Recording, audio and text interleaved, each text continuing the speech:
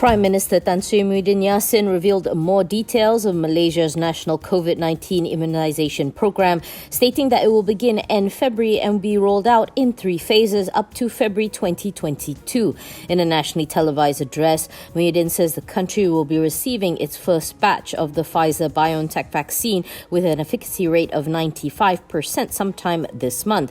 The program aims to vaccinate 80% or 26.5 million of the populace, starting with 500,000 frontliners comprising medical and non-medical personnel to be carried out until April. The second phase, taking place between April and August, will see the immunisation of high-risk groups, namely senior citizens above the age of 60 and vulnerable groups with conditions such as heart disease and obesity, among others. Including the disabled, 9.4 million individuals will be inoculated under Phase 2. The third phase will cover those aged 18 and above, to be undertaken from May until February next year. To facilitate the immunisation program, more than 600 storage and delivery centres will be set up across the nation, utilising various infrastructure including public and private health facilities, public halls and even stadiums. In the meantime, Muhyiddin says that the government is beefing up its enforcement of lockdown measures by raising fines for repeat offenders and ordering immediate shutdown of their business premises, with possible jail time also on the table.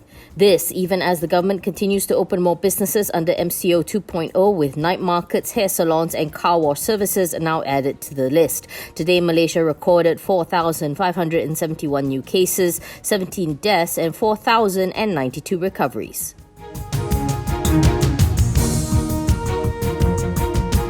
Prasarana Malaysia has found elements of negligence, failure to discharge fiduciary duty and abuse of power by its former management related to the operations and maintenance of the Al-Masahir Al-Mugaddasa Makkah Metro Southern Line, alleged to have taken place between 2015 and 2018. It caused the agency to lose 417 million Saudi riyals, roughly 451 million ringgit for FY19. Chairman Datuk Sri Tajuddin Abdul Rahman says the agency had conducted an 18-month audit and forensic investigation together with PricewaterhouseCoopers. After tabling the results to the board, Prasarana says it will lodge reports with MACC and the Companies Commission of Malaysia. To recap, on April 16, 2015, Prasarana, through its subsidiary, had been awarded a 3-year contract to operate and maintain the line between the Arafat 1 station and Jamarat station in North Makkah.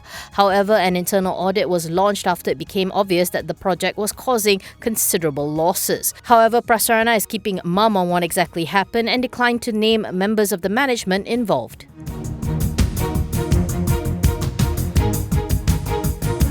Affin Hwang Capital thinks that the government is likely to look into the possible re-implementation of the goods and services tax, but that it would only likely make a comeback in 2022/23. Chief Economist Alan Tan says that the implementation would not be immediate and that it would likely be a revenue-neutral rate or a lower rate that would be more acceptable to the general public. Tan opines that it could possibly be announced in Budget 2022 and throughout 2023. He adds that the government would also be looking at the tax treatment, zero rating exemption and setting the right threshold for businesses to register. Also, the last time GST was introduced, there was massive criticism over the glacial pace of the refunds, so it is likely the government will aim to make the scheme more efficient. He says that with the implementation of the GST, which has a wider base than the current SST, it would allow the government some flexibility to reduce corporate and personal tax rates to increase Malaysia's attractiveness to investors.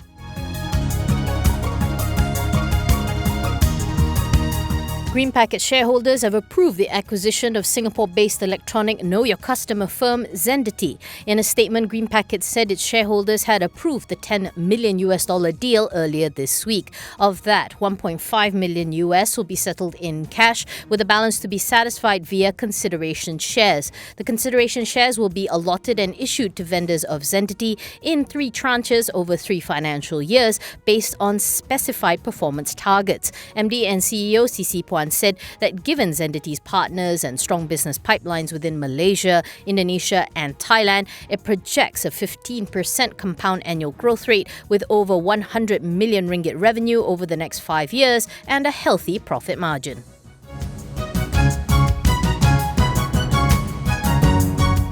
The Lion Group of airlines, which includes Malindo Air, Lion Air, Bate Air, Wing Air and Thai Lion Air, is understood to have reached an agreement with some of its lessors to restructure their leases after months of negotiations.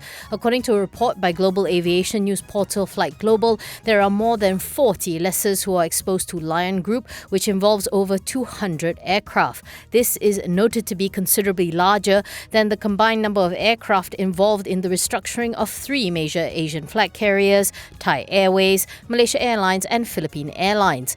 Given the private nature of the negotiations, it is not clear how many lessors have arrived at agreements, but according to the report, the number stands at around a dozen or more. Prior to the pandemic, Lion Group was noted to have had ambitious expansion plans, putting orders for hundreds of jets and offering significant sale and leaseback opportunities for lessors. Flight Global revealed that during the negotiations, Lion Group had asked lessors to sign by-the-hour agreements whereby payment would be based on time flown. However, this was not well received, so instead the group proposed a four-part plan involving a partial repayment of rentals.